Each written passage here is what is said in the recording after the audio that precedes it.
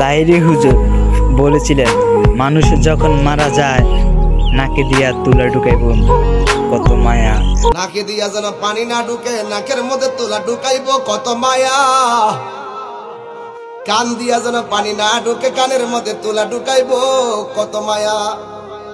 গরম পানি দিবে না, বেশি ঠান্ডা পানিও দিবে না, কুসুম গরম জল দিবে কত মায়া।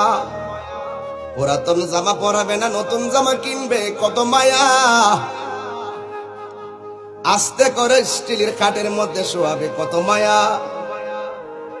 লাশটা ওজন হওয়ার পরও কাদের মধ্যে কষ্ট কইরা নিবে কত মায়া।